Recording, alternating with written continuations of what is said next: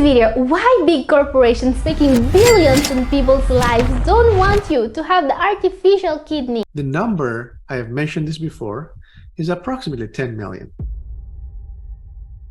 And then get ready for the first in-human tests. We are now really close to the bio-artificial kidney being tested on humans, according to Dr. Shubha Roy, team leader of the Kidney Project. There is only one small thing that's missing: $10 million.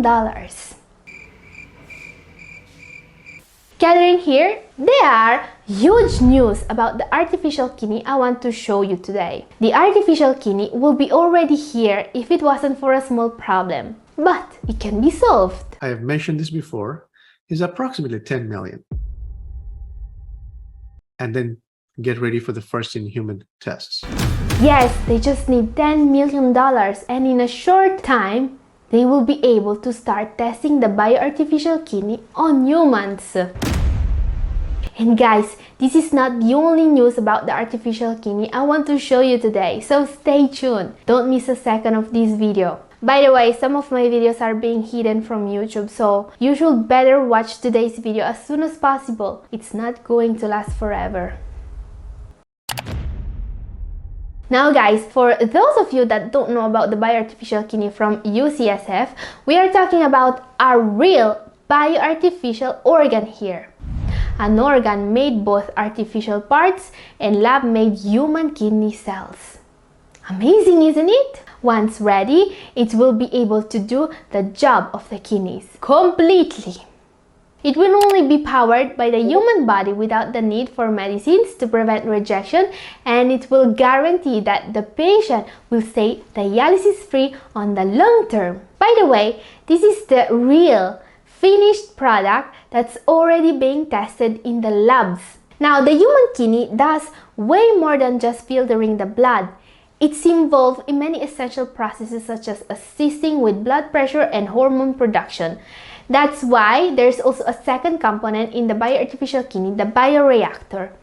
It's gonna help filter a patient's blood and routing toxins and excess water, the urine, to the bladder for excretion. This is more than what a dialysis machine does, by the way. In a device that's so small, it can be implanted.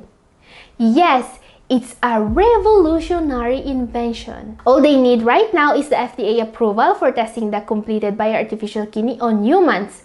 And to do that, they need $10 million. It's approximately 10 million. So the big question is, why nobody is giving them the money they need? According to Dr. Shubha Roy, project leader of the team that's developing the bio-artificial kidney, the only thing they need to make it happen in a short amount of time is $10 million. Now, $10 million may seem a huge sum of money, but if we put it in a perspective, 10 million is what some billionaires spent for a small holiday. Jeff Bezos spent way more than 10 million for each second of his space travel. 10 million is what the US government is spending to fund a study on how to ask about orientation in official census. So they can find 10 million to ask your orientation in the most polite way possible, but they cannot find 10 million to save some 80 million people from dialysis. Yeah, I mean, I'm glad the US government has its priorities set straight. But it's clear to me that for the US government, 10 million are pocket change. They could make this happen tomorrow if they wanted to. Why world governments don't care at all about people with kidney disease? Yeah, what about all those people suffering from kidney disease whose only option is going to be dialysis? Well, the answer lies in how the world of dialysis works. It's remarkable to think that there have been no major innovations in the world of kidney disease for over 60 years.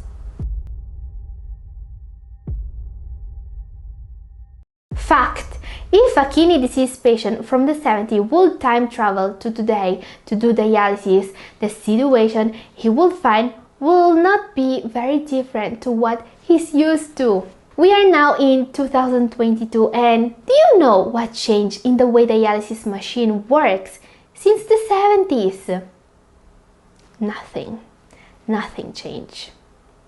If you brought a patient on dialysis from 1978 forward in time 44 years, he wouldn't have a very different experience from what they were used to. They may have an iPhone to read on instead of a pile of magazines, and that's all. Dialysis machines are still clunky and noisy. Dialysis can still be painful, and patients are required to be hooked up to the machine for a minimum of 3 days a week, 4 to 5 hours per day. That's why less than 10% of dialysis patients are able to work full-time. The artificial kidney can offer a life without dialysis, but there are people and corporations that will be damaged by the artificial kidney. I'm talking about those huge companies that profit from people in dialysis. Question: how much does dialysis cost to the patient on average? For a patient not covered by health insurance, a single hemodialysis treatment typically costs up to $500 or more if it's a scheduled session. The average dialysis patient will end up paying about $72,000 or more per year for the typical 3 treatments per week. To this cost, we need to add the cost for medications, checkups, and more. An emergency unscheduled dialysis treatment at a hospital can cost much more. For example, Baptist Memorial Healthcare in Memphis charges about $9,900 for a single treatment. It's not a stretch saying that big dialysis corporations are making almost $100,000 per year per patient. Okay, clearly the patients are not usually paying all that money. There are insurances, but you get my point. They are making a huge amount of money from dialysis patients. It almost looks like that the huge sums of money corporations such as Fresenius or DaVita can make from patients in need of dialysis is stopping the development of the artificial kidney. Is this possible? Wait. What?